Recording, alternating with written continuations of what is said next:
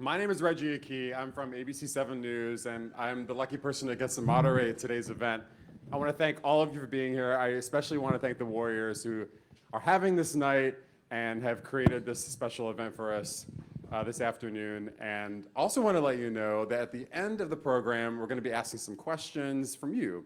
And in the back here in the corner, there's a little bowl. So if you want to, during this presentation, go back there and write down your question, then we will take some of them at the end of the panel. We're also being watched online, so hello to all of our friends who are watching us. Thanks for tuning in. And so just be mindful that there's a camera in the middle here, so if you are gonna go and put a question in, then we would just ask you to kind of go around to the far aisle so you can do that. Sound good? Everybody ready? Let's get some energy in here. Okay, so I want to introduce our esteemed panel. I'll do a little introduction of each of them in a second, but first go through. Now, you all know Karamo Brown, right?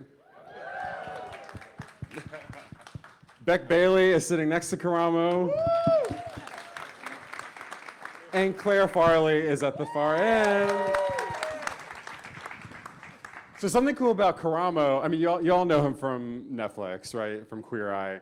And what you may or may not know is how much he has done in his life. It is truly impressive. Going through his bio, it's really amazing. So first of all, as a real world fan. Oh, wow. You're old. I am ancient. I am ancient. I am so ancient that Danny from the Real World New Orleans was my first crush. Wow. That was mine too. See, I had a feel. Did any shout out to anyone else watch the Real World New Orleans with Danny on it? Okay, thank you. He wasn't your crush. No, he wasn't your crush, but you still liked him. He was still charming. Who was your crush? I don't remember because I'm ancient and I don't. Okay. You can't remember that far back. Yeah, I got you. Because I also like Melissa. We don't need to get. Do you remember when they were on the airboat? Okay, we'll talk about that later. Okay, so now it's free. It's still one of my favorite things to say. So anyway, but what you're looking at here is the first out black man that was ever on this show, The Real World. And as someone who grew up in that time period, it meant we thankfully have a lot more out people on TV and a lot more out people of color on TV. But at the time, that just wasn't the case. So he had that. Then he found out he had a son. And wrote a book about it. So you should really read that book. But not only did he I don't know why I'm so embarrassed by this intro. have one son, sorry. but he had a second son that he ended up adopting as well. And so now you are blessed with 2 kids. And now they're full-grown adults, aren't they? Yeah, I'm rushing today after this to go to one of their concerts. They're performing for the first time tonight. And I have never missed one of their basketball games, anything, and I'm not going to miss a concert at 21. So I'm rushing. Amazing. Yeah. Awesome. And not only that, how long did you work as a therapist? I worked for over a decade, yeah, from 25 to 36 when I started to try to be in TV. Therapist, TV, author, father, icon. Karamo Brown, everyone. Yeah, right there. Beck Bailey also has a really interesting story, which we'll get into. Managing Director of Global Inclusion and Diversity at Accenture. Also worked for many years at HRC. Also, as I just found out, used to run a t-shirt company that... Yes. So we'll date people in the room. Anybody remember Don't Panic Designs? Yeah. In the Castro? In the Castro. Rainbow Steps. Yeah, that was my baby for a long time. Oh, wow. So you never know. You never know what will happen. Claire, at the end here, we had the pleasure of, we have met before in person, but we actually met during pandemic times for a lengthier interview when I was doing the news from my bedroom, or our second bedroom, and got to talk about this wonderful office that she runs with Mayor Breed. And this is an office that specifically looks at trans issues in the city of San Francisco and is the only office of its kind in America. And, and she's running it. Yes. Thanks, Reggie. And of course, as we have all found out over this past year, this has been a really hard year for folks who are trans, for folks who are working on trans issues. It's something that sadly we have reported too many times. Not only violence against trans people, but also legislative violence, right? Because that's really what it is. People who are going after a vulnerable population in our country for really no other reason than just to be mean. And as we all know, when meanness is written into the legislature, that is violent because it has a direct effect on the quality of life and even just the ability to live. So I want to thank you for being here, and I want to thank you for your work. Thank you so much, Reggie. Okay, so introduction's done. Earlier this month, we celebrated Coming Out Day. And I just remember as my husband is here, Phil, and we happened to go to school together and then ended up staying together for a real long time. But I just remember we went to Northwestern University, and National Coming Out Day was a thing even back when the dinosaurs were roaming the earth. And I just remember walking by the campus and seeing these brave people who were really way ahead of their time out there trying to let us know about National Coming Out Day and being so scared. Walking by that and thinking, oh God, like, can they smell it on me? You know, can they see it? Are they gonna call me out? That was what it was like, at least for me, going to college in the late 90s. Fortunately, I hope things have started to change a little bit in the way the coming out process is for young people. But I want to start with that, given that we just celebrated National Coming Out Day, a day where you turn the television now and you see news anchors like me and their teams all wearing purple, which is something I never could have imagined when I was growing up. Karamo, you want to talk a little bit about the coming out process, especially as, you know, when we're talking about intersectionality and coming out? Well, if I can first say something, like, for me, I actually don't use the term coming out. No disrespect to anybody does. The term that I actually use is letting people in. I think that is more accurate of what the experience is, and actually gives us in this community the power to know that no one has the right to accept or deny us. We only have the right to accept and love ourselves. Yeah. Because the act of coming out is not what I do. I'm letting you in because I love myself, and I'm choosing to let you into my life at this moment. I think it's more of a powerful statement. So first, that's like my own little soapbox that I try to encourage younger people, especially when I worked in social services, to say, letting people in, to let them know this is your choice, this is your opportunity. And all of us in here who are part of the community know if there is such a closet that we came out of, I don't know where it is. And if I ever find it, there better be a pot of gold in there for all the BS I've been through. And then I'm gonna burn the closet down. Somebody else has to go through it. Also that. Yeah. But for me, there better be a hot firefighter who comes about to put it out afterwards. Yeah, so for me, I think that the process of letting people in, still to this day with those intersectionalities of who I am, has always been something where it's more about me finding the courage, because whether it was in the Black community, my family is also, I'm first generation, they're Jamaican and Cuban. And so, you know, in those cultures as well, finding truth to myself, I self-identify as a Christian. So in that community, so it's always about where I'm at, different workspaces, college, letting people in. And it's what I think about it is that, yes, there will always be negativity. There will always be people who try to harm me, who will be ignorant. But it's about me always saying, I love myself and I love authentically who I am, and I'm going to continue to try to just live that open life and find community in those who support me, and know that there's people, like you just said. There was a time when we weren't looking at the news and seeing news anchors that were proud of being who they are. And the fact that we have that now, or even allowed to be, even allowed, and you know, so yeah, it's just a beautiful thing. And so the letting people in experience is something that I still go through today. Like, I just had a woman on the plane coming here say, "Oh, why are you not married yet? You're such a sweet man. There's such a sweet woman out there for you." And I was like, "Girl, there's no sweet woman out there for me, but thank you." And you know, and there's again that choice. And clearly she of doesn't letting her have in. Netflix. Yes, Somehow. exactly. Yeah. Which is the first red flag. Exactly. But it's one of those things of, you know, it's a continuous process of me always loving myself and feeling safe and feeling like I have community and that I can be who I am authentically. Thank you. That's such a great point. Claire, what's a good girl from Missoula doing out in San Francisco? That's a good question. What was that? What was that experience like growing up? You also have a twin. Yeah, I have an identical twin, and we grew up in Missoula, Montana, and came out when we were 12.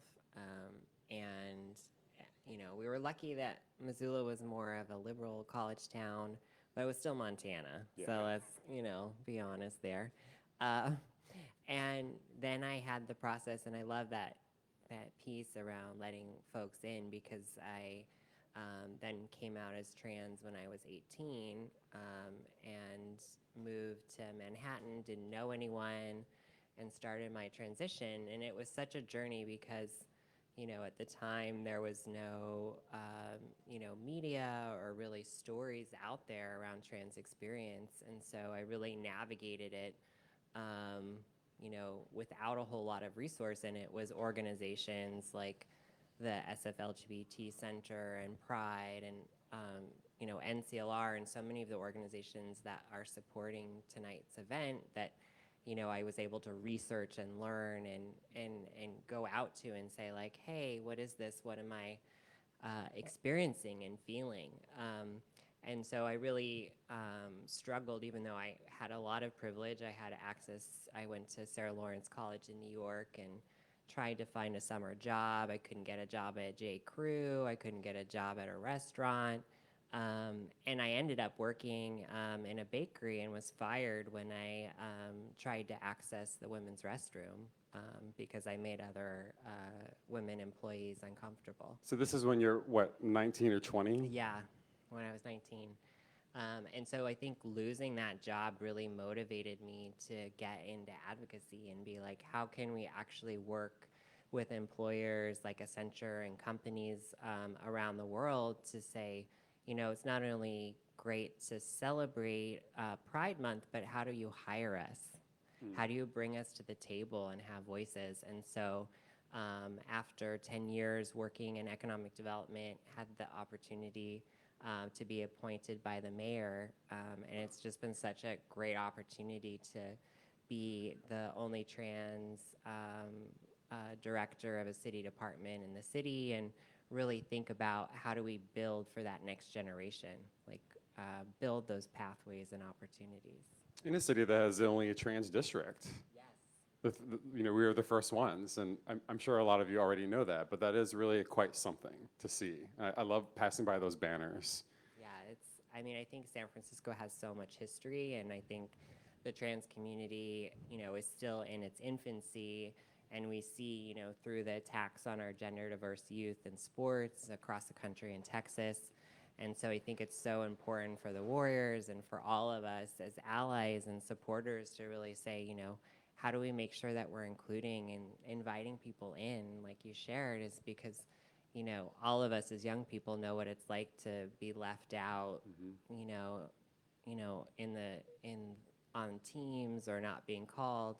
And so how do we create a world that's a little bit safer, a little bit brighter, where any opportunity is possible, whether it's working for the mayor, working for the president, joining the Warriors, whatever it is. I think any dream should be possible.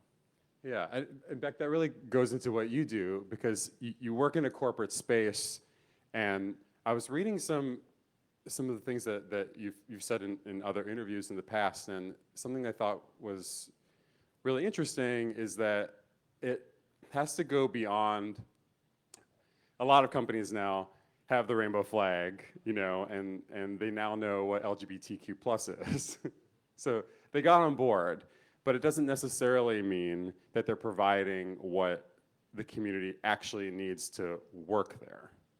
Yeah, that's right. I think like what's so critical there to me is it's a set of building blocks, right? So one is, we need uniform non-discrimination protections. Two is we need equitable benefits in our plans as folks who are trying to access healthcare.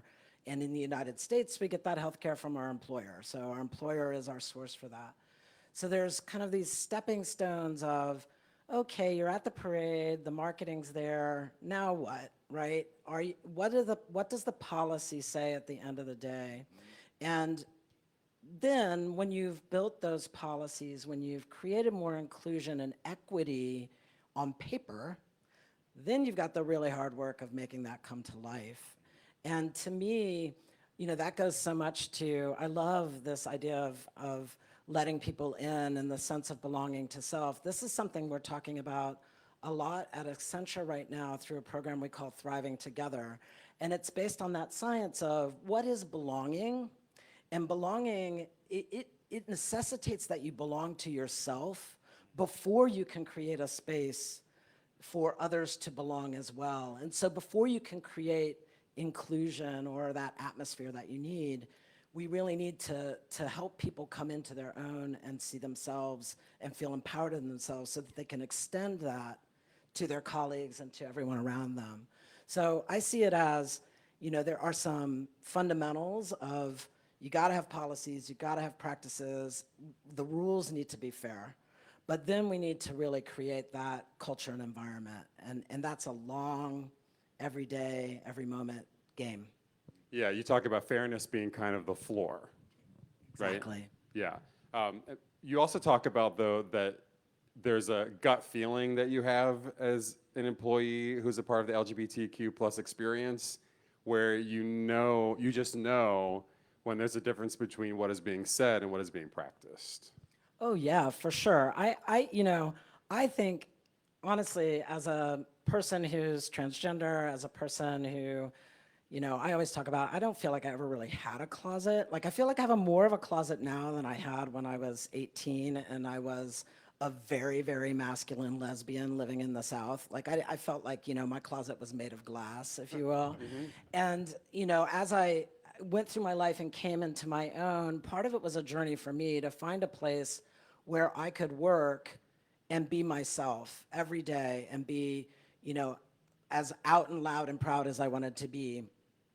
And I think that part of that journey was realizing that, I have a pretty good, BS detector at the end of the day. And I think that's, it's a survival mechanism for people who are different. Right? Lots of people who are different have really good radar for what's truth, what's fiction, what's you're just trying to make me shut up and go away. And so I look for, where I have that sense of, oh yeah, not only is the talk there, but the walk is there. And when the walk isn't there, we can have a conversation about it and people are gonna make change. They're gonna respond to that. Phil and I were just in New York, and so anyone else here a show queen? Who's a show queen? Thanks, three of you. I guess we are at a Warriors game, not to be stereotypical. But we saw the show that just opened last night called Caroline or Change. Has anyone heard of Caroline or Change? I mean, sir, ma'am, thank you. So it's this really great show, you should see it. But the whole show is about a black maid who lives in Louisiana in the 1960s. And the world is changing, and she is stuck in the basement doing a family's laundry. And that's basically the story. She is unable to change for many, many reasons that are not of her own making. Everyone else is able to change because they have the privilege to do so. And one of the scenes, her friend comes up to her and says, Caroline, you need to change. I understand it physically actually hurts to have to change. And I was thinking about that as I was watching the show and thinking about this panel, that the world is moving very fast for all of us, including those of us who are not a part of the LGBTQ community. And I think some of the reaction that we get from the rest of the world is their response to change. And they are physically hurting from that change because they're not used to it.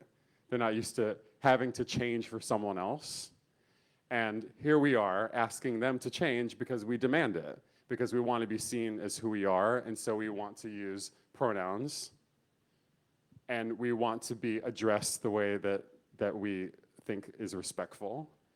And some people are not on board yet because they have never been in that position to have to change like that. And so they are feeling that hurt. And I was just kind of thinking about, there's a certain amount of it that we as a part of the community need to have some grace to say, okay, well, this is the way that we're gonna educate you. But there's a certain amount of it where we have to stand back and say, but this is my limit. Like the line, you get this long, and the line is here. So I want to talk a little bit about that with you, Claire. No, I think that's a really good point, and I think anyone who's a part of a family sees that with your kids or even with our parents, is that we're constantly learning and evolving. And when we have queer kids or we are a queer kid, we're often teaching so much to our family. And, I know my mom often talked about, you know, what's next, what else can change at this point? And I said, change really is the only constant. And so I think you're right. It's really about how do we be comfortable with helping people through that evolution, but still setting boundaries. And that's where allies really can come in, is if you hear someone, using the wrong pronoun, or you hear someone say something in your family that's just not well informed, is really stepping up and being able to guide them and connect them. Because I think oftentimes, trans folks or queer folks are really looked at as being the champions or the advocates or educators, but it really shouldn't be our job. We Right. have so much information out there. There's so much visibility now. As they say, Google is your friend. Yes, yes. So I think that's really important. But I think, that piece around patience, since so many of us here in this space are part of the community, is, how do we have grace? How do we connect and kind of see through that change? My twin came out as trans last year. And so being able to see my family 15 years after my transition go through that again, I have to have grace for them and grace for the process of kind of seeing kind of my own reminders of that process for me so long ago, but also learning for myself, and that we have internalized homophobia, internalized racism, transphobia, ableism. And so, part of that is not just pointing our fingers, but really doing that work internally to be like, how do we want to grow and show up? And then if folks aren't happy with it, we have to just keep moving forward and keep living our lives, because we can also really be weighed down by that guilt and shame and doubt that can hold us back from living our dreams. And so, long story short, make it work. Yeah, I mean, Karamo, I'm sure that you have a lot of young people who approach you with their stories and are probably sometimes wondering how they navigate a world where they are trying to move forward, as Claire says, and not be held back, but are also kind of still looking back to see if that friend or that family member is going to join them. And it's weird because I'm conflicted, to be very honest with you, because at some points I'm like, I don't care if you're hurting. I really don't care, because the pain and conflict and struggles, both personally, legislatively, that you have put my community through, it's like now you're upset about calling someone they. Get a life. I really don't, it doesn't, your life is not in danger. And that's where I have the conflict, because I do practice empathy. I do practice all of these things of grace. But again, like you said, that limit. And I think that's where I'm struggling right now in my own personal life. Yep. And giving sort of advice to this is because when I speak to people, there's something I always talk about, which is intention versus impact. And I think about, like, what is your intention by telling me that you're scared of change? Like, do you think your intention is to make me, is it to guilt me? What is your intention by it? Because the impact is it's making me feel as if, like, now I have to stop focusing on all of the things that I have been put through because of your lack of education, because of your lack of ignorance, to now comfort you. And I don't feel comfortable in that. And so it's like, and it's a constant balance for me right now of, like, what is your intention? Because I can tell you what the impact is. And once the impact is negative, then your intention goes out the door. And so when I'm talking to younger people, to go to your question, I say to them, like, I think, as you just said, the first thing is you have to protect yourself. You have to love yourself, and you have to, the beauty of, like, spaces like this is we know that there's community, there's rooms, there's online spaces, there's places where people will love you and not put you in that position to feel as if you have to somehow let yourself down to bring them up, to make them feel comfortable in a moment. And so I think that's the first thing I say to them. But then secondly, I tell them to challenge the person. Challenge the person in your family. because I think we've done a lot of like coddling, you know, and I'm a 40-year-old man. I've done a lot of coddling of other people being like, oh my gosh, I'm sorry that me wanting to have my rights makes you scared. I'm so sorry. Like, I've done a lot of that, you know what I mean? Like, oh yes, like, okay, we'll play your game for a little bit longer. And I think I'm just exhausted by that. And so it's really, after I know I'm safe and I found safety, and the safety has allowed me to understand boundaries, I then challenge the person. And so that's the advice in saying, so what is your intention by fearing change? What is your intention for the world that we have in front of us? Because once you tell me your intention, I will directly tell you the impact of that intention. And then we can have a real conversation. And that's where you get to see if someone really has the ability or the desire to grow.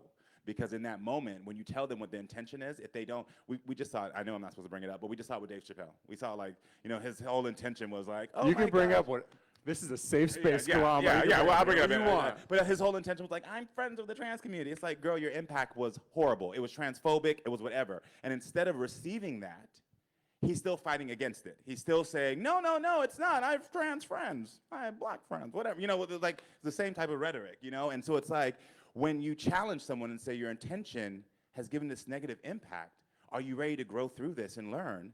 And they still fight against you, that's when I then say, time to walk away from them.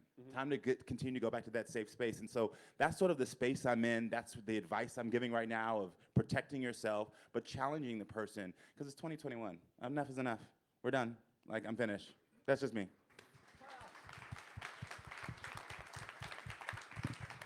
That's it. That's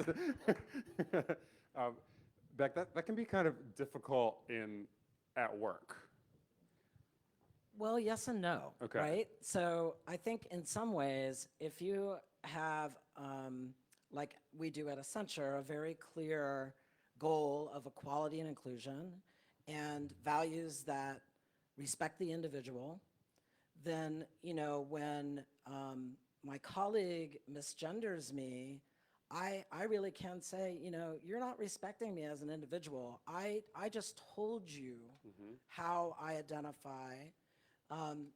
And if you're not going to get on board with that, we can take it up the ladder, right? And what I really admire about companies like Accenture that mean what they say is that actually gets replied to in a way that says, no, these are our values. And respect for the individual means if my name is John, call me John. You know, it's kind of that simple. And certainly, you know, there are behaviors that people can exhibit at work that are, you know, people talk about gray areas, you know, like it's hard to call that discrimination or it's hard to name that microaggression within the bounds of the policy. But I always say that everybody knows what's up, you know, at the end of the day. And you really, you know, you have to have a lot of courage and fortitude as leaders to come into that space and say, no, I know what's happening. You're talking out of, you know, you're back talking about this person, you're gossiping, or you're shutting them out of the conversation. We can see that behavior, and we need to change that. And I really think that that's a place where people can, you know, if you have an employer like that, it can really make a huge difference in how a person walks in the world. We spend a lot of time at work. And you may not be getting that acceptance at home or even in your immediate circle. But if you're getting it for 8, 10 hours a day at work, that can make a big difference for people. There are employers who are inclusive employers who have really changed the game for some folks. And I think that that's, you know, something that encourages me about our society. It encourages me when employers speak up for our rights. You know, Accenture is a member of the Business Coalition for the Equality Act. That's over 400 major companies in the United States that support our uniform rights. And so that's a really important part of the greater dialogue of our society, are these corporate leaders. I wonder, Karamo, working in media, I mean, you're obviously on a show called Queer Eye for the Straight Guy, or Queer Eye, so that's you know, right there in the title. But working in my part of media, I know that, unfortunately, this was years ago, but something that I discovered was that occasionally gay managers were the worst at discrimination, which I found to be mind-blowing and incredibly disappointing, particularly for on-air folks. So, in other words, getting coded language from gay people who are running the show that this is a little too much for what the audience can handle, meaning you're a little too much for the audience to handle, meaning butch it up. So I'm wondering if you ever experienced something like that in your career. Of course I have, and it's what Claire said earlier. It's the internalized homophobia we have, and the internalized transphobia we have, and the internalized racism. I think that when we talk about in media or any corporate job, we just look at our community itself, and we'll see where it comes from. And until we start checking it in our day-to-day lives on your weekend, like when you go to the club, and I say this to friends all the time, they'll walk into a club in Los Angeles where I live, and it's like all gay white men in white shirt and with no shirts on. Yeah. And I'm like, that's cute for you, but there's Love that something- journey for love you. that journey for you. I love that. You know what I mean? Don't get me wrong. I've had a cocktail and had a cute time with you, but is there nothing in your mind that doesn't stop and say, why is there no one of color here? Why is there no one trans here? Where's our lesbian? Where's our bisexual? Where's our pan flags? Is there nothing in you that says there's something wrong here? That everything is, it's okay for us to have a space where everyone is butch white guys with no shirt. And I don't want to pick on that community, but what I'm saying is that we have to They're start gonna be looking- fine. I know, yes, They're gonna yes, be they fine. will. But I'm just saying it's like we have to start looking at the internalized homophobia, racism, transphobia in our community, because that's what happens. We start to try to live up to these values and ideas that straight America has put on us to make, and so that we could survive. As a black man, I understand, because there was so many parts of when I was going through undergrad or grad school that I code switched. And I think everyone here should know what that term is, of like, one space I'm here and I'm like, oh, what's up, man? And then over here I'm like, hi, how are you doing? Like my whole voice changed. Yes. And people be like, and I felt safe in doing that. And I think that sometimes when we talk about you walk into spaces where the person who's a part of your community is trying to bring you down, it's in their mind survival. It's in their mind what they think it's going to do. But I think it's about encouraging them to understand, like, that is not going to help us thrive right now. It's actually bringing us backward. It's going to stop us and challenging them to say, where's that internalized, like you said, homophobia coming from? Like, why do you think that me being butcher on camera is going to make a better program? Where does that information, where's that you being informed from? And but then also, especially because they're in the community, I like to lift us up. As I'm challenging them to think about where that comes from, I also am like, but you can be better than this. My granny, when I was growing up, used to say to me, broken crayon, still color. And I hold that on every day, because when I Memorizing meet somebody, that. yeah. She used to say all the time, she said, Karamo, broken crayon, still color, baby. And I'm like, all right, granny. And so, but the reason that stood with me is because when I'm in those spaces where someone is part of my community, but I feel like they're trying to bring me down, as I'm asking them to challenge themselves, I'm still saying, like, but you might be broken in this moment, but there's still something in you that can color and make this beautiful. You have power in this moment that you can actually use to make this a brighter and more colorful and more amazing space. So can you do that? Because I still see that color in you. I still see the vibrancy in you that can hire more people that are diverse, genders, diverse sexual orientation, I see it in you. And instead of you trying to bring us down because you haven't challenged where that internalized homophobia came from, how about you challenge that and then bring us up? Still color and make things beautiful. And so I have experienced it, but I believe it will get better. Agreed. And I also would just encourage everyone who is listening to this, when you see something that you like or someone that you like in media, let someone know. Yeah, amen. I mean, it's not enough just to watch it. It really makes a difference when you write an email or send something on social media to that station or that group or that company. You wouldn't believe how petty managers are. We'll both give you the numbers to ABC 7 and yes. Netflix a little bit later. If you I'm don't not talking mind. about Oh, my okay. employer, of course. But I just mean that they don't always hear it. So they have to rely a lot of times on just their own taste level. And it really helps when people see something they like and let them know, because you, because we all want jobs. That's all. Well, you know, it's so interesting because I mean, this is so much about like representation and visibility matters, Yeah. right? And you know, it matters in every context. It matters, you know, in our communities of faith, seeing people who are like us, see, you know, at school, in business, in city government, you know, in national government, you know, to see Dr. Rachel Levine in the Biden administration. It's so important for me as a transgender person to see her have that success. And still, you know, when I look at, you know, the corporate space, there are a handful of gay CEOs. There's like one or two lesbians, and there's a couple of trans ones, but mostly they own their own companies that they started so that they could be who they wanted to be and do their job. And we, you know, we have just a lack of, you know, it's that measure of oppression because the people aren't there because they're being held down. We're getting stopped along the way, just like we don't have enough female executives, just like we don't have enough black and brown executives. They're hitting the ceilings. Yeah. And, you know, we have to demand more. You know, we have to demand people that look like us in every part of our life, you know, from the pulpit to the teacher's lounge to the corporate office. I want to touch on what's going on in San Francisco, Claire, and just some of the concerns that we have now in the city, especially when it comes to homelessness. And that's something that this city is tackling on every level.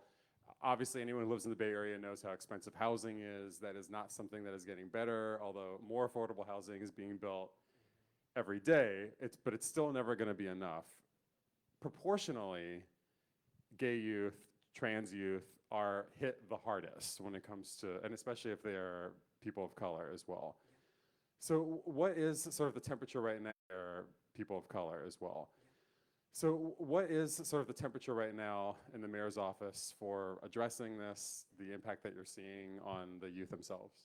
Yeah, I mean, I think one of the last pointing counts that happen, I think every other year that really track homelessness in our city found that nearly 50% of the young folks counted, or young folks who are homeless or unhoused, are LGBT. And we also know that trans folks are 3 times likely to be unemployed, experience,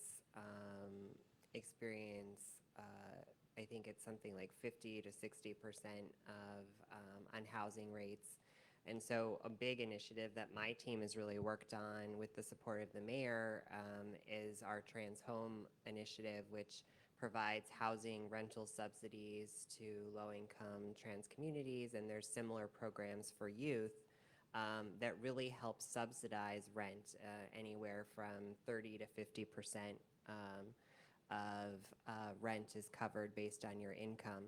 And so I think we really have to think of innovative solutions like Trans Home. This year we announced a trans guaranteed income pilot providing $1,200 per month to individuals to kind of use as needed for life essentials, for medications, for all the things that we're not getting through other benefits. Because if we think about immigrants or other disadvantaged communities, oftentimes we're not able to access, or they're not able to access a lot of the city or state systems. And so I think for our young people, especially since San Francisco is such a hub for LGBT community and rights, you know, as they're disconnected from family or as they're fleeing other parts of the country, we really need to make sure that our city and that all cities can really be a safe haven, and that means making sure that there's access to jobs and connection to housing, connection to these really essential things. And we saw that during COVID, especially, that our community was left out. And so my team really worked closely with Department of Public Health. We did a whole vaccine pride campaign, worked with Carolyn and the Pride team and all of our incredible LGBT orgs like the Center and NCLR to really make sure that we're getting the message out there about what the services are, because I think oftentimes we're just really disconnected. So I do feel like there's more we need to do in the housing piece, thinking about a navigation center, shelters. You know, it's not a one-size-fits-all. And that's where we really need corporate America to step up, is like, I can say, oh, here's $2 million from the general fund that the mayor supported, and we have state support, but we need companies to really step up and match those dollars, because nonprofits can't continue just to rely on city and state dollars, because those budgets get cut every year. COVID happens, they get cut further. So please give as much as you can. Right, and talk to your companies. Right. To your companies about giving, and that's part of really showing the work. Thank you for all that. Questions from the bowl? Yeah. Okay. Do you have any advice for individuals or groups working to raise LGBTQ plus visibility and inclusivity in community college? Anyone want to take that? Go ahead. Yeah, I think just quickly, one thing I'll add to that is we worked really closely with City College on their name and gender policy and also their restroom policies.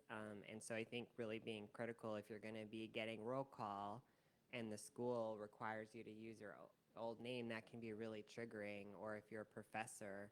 And so making sure that you have a strong name and gender policy. We have a model policy on our Department of Human Resources site for the city that you can check out, and then having a bathroom all gender restroom policy, which is also an accessibility issue as well. So any single stall restroom can easily, and actually through building code in San Francisco, needs to be all gender. And so I think those are two ways.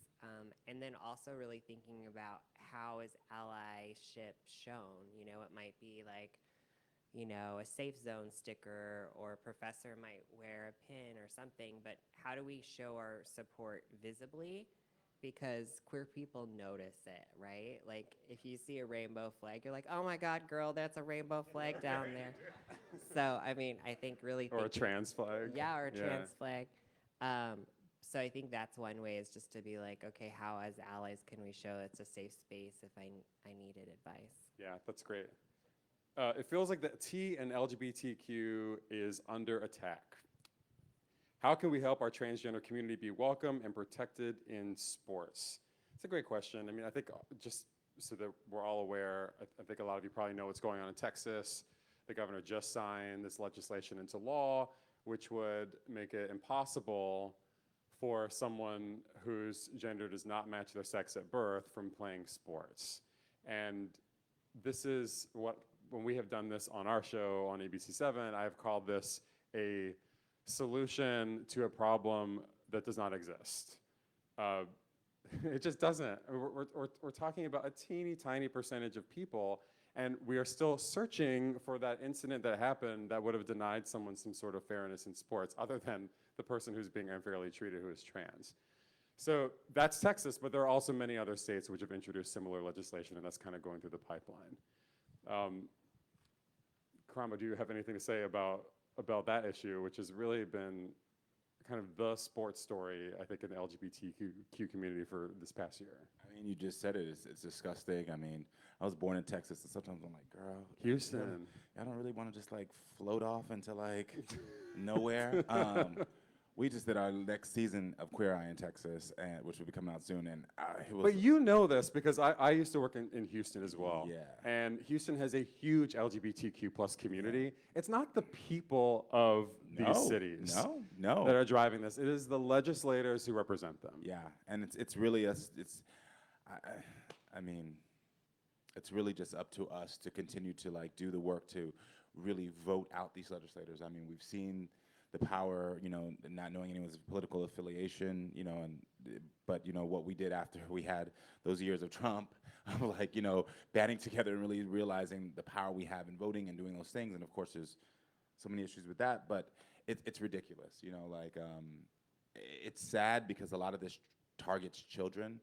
And I just always look at people and I'm like, why do you want to hurt kids so badly? You know what I mean? Like, you're hurting adults as well, but it just blows my mind that these individuals who are faith-based and using their faith or using their legislation are attacking children. I'm just like, look at what you're doing. Do you really think this is of God? Do you really think that what you're doing is of love? Like you said, you're causing an issue and tearing down someone who didn't have it. And so, I mean, it's just to continue to turn to the trans community and say, how can I support? You know, that's what can I do?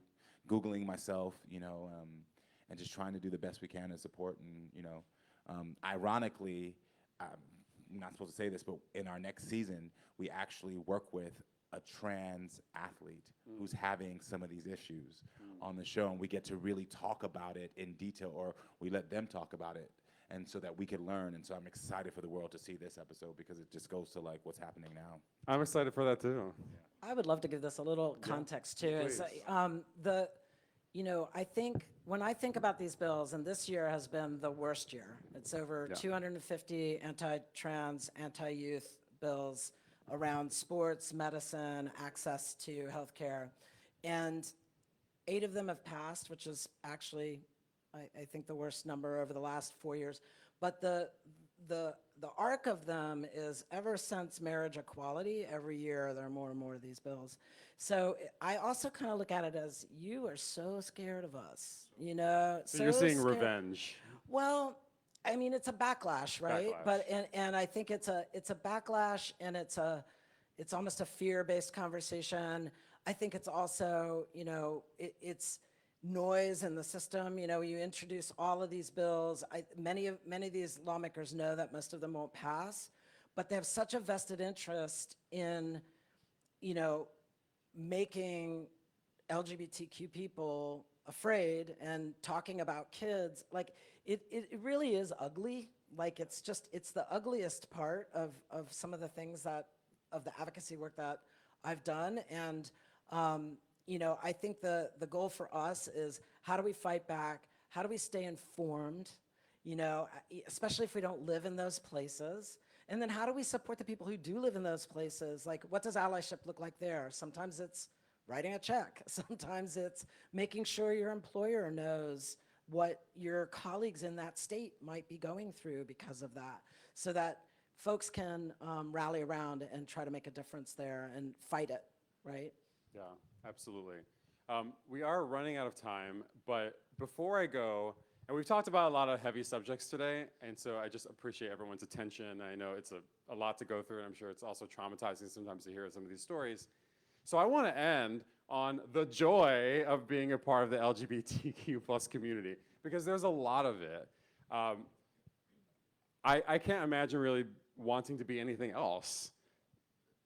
It's a journey to get here, but once you're here and you're supported and you're part of a community that loves you, it is the best feeling in the world. And I feel super lucky that I get to be a part of this community, that we get to be under this roof talking about these issues. It's really something special, and I don't want that to be missed tonight, that there is a joy of being a part of this. So we'll go down the row. And so Claire, what is the joy that you find in being a part of this community? Yeah, that's such a great question. I think the joy for me really is the community itself, you know, being able to hear folks' stories and, you know, families who have overcome so much to kind of come through the other end and be like, okay, it took 5, 10 years, but, you know, my mom or my dad is so supportive, and I think that just kind of fuels it. And I think especially now, as we see, you know, talking about the sports, these young kids, one little girl, Kai, you know, she testified in the Texas hearing, and, you know, knowing her mentor and seeing that, you know, we have this next generation of young voices. I think that is just so inspiring. And how can we give, you know, folks in sports and others voice to be like, here we are, like, there's nothing to be scared of. We're just trying to live our lives and love and be joyful just like anyone else. Thank you, Claire. Beck, how about you?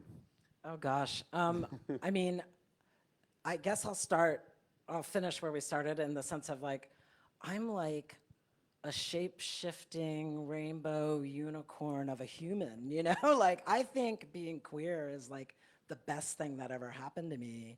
And I love my community, and I learn from my community all the time. So I just think that we're so fabulous. Like, and there's a reason we have that word. You know, that's not our word, right? And there's a reason we have the rainbow flag. It's color, it's brightness, it's energy, it's love, it's so many things. And so I am my own pride parade almost every day, and I wish that for my whole community. I love that. Thank you, Beck. Karamo. I mean, it's echoing both of them said. It's just the joy of our community. When you look around this room, look at how diverse, and I don't know how everyone identifies in here, but look at how diverse the backgrounds and all the things that we bring. Like, you know, I go to events, and when I'm talking to someone who's from South Korea or from, you know, Cuba or from somewhere else, or from Kentucky, and then also on top of that, they have these other layers. It's all those intersectionalities that just make us such a beautiful community. And yet, even through that beauty, we are strong, we're funny, we're vulnerable, and those things just bring me joy, you know. And I can't imagine, you know, I couldn't imagine being straight. No shade to the straight people in here. No shade. Like, but it's I'm just really happy that, you know, this is the way God made me. Just really happy about this. Yeah. Also, Karamo's about to have the gayest Halloween that I've ever heard of. I have like 5 costume changes. Again, thank you, God, for making me who I am. And not for separate parties. Yes, for one party. Again, thank you, God, for making me who I Amen. am. Hallelujah. I'm going to change 5 times. I think, Claire, about the time that I interviewed you last year during the worst of the pandemic from the second bedroom in my house, about that time, someone sent me something on Facebook that honestly I was confused about, because they sent me this picture, or they tagged me in a post, and it was a picture of a bicycle.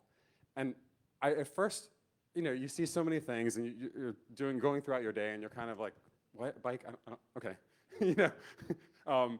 And so it took me a while, and I finally, at some point, went back to it to look at what the bike had to do with me. And she is someone who lives in the Bay Area. She's a mom, and she wrote this post about how she named her bike Reggie. And I was like, oh, okay, or it's her kid's bike Reggie. And I was like, oh, that's cute, but odd. But let's go with it. And I kept reading, and she said, oh, my kid just came out to me recently. And we were watching the news, and we decided, like, let's name your bike Reggie. Because so cute. I want my kid to be happy like Reggie seems to be happy on TV. And the way I bawled in that second bedroom reading this, it was the kindest thing that I think that I've ever heard.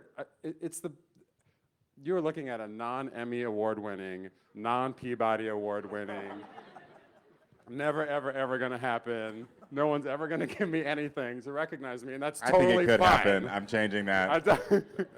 It's in my bio, non-Emmy award-winning anchor at ABC7. I've accepted that, I've come to peace with it, but my Pulitzer is this Facebook post, because I was so deeply moved, and you never have any idea what other people are experiencing or how they're receiving you out in the world. That's whether you're on, you know, Queer Eye, or you are leading a really important part of Accenture, or you are the first trans person to lead a department that doesn't exist anywhere else except for San Francisco. Whoever you are out there, you're making an impact and a difference, and you have no idea every day.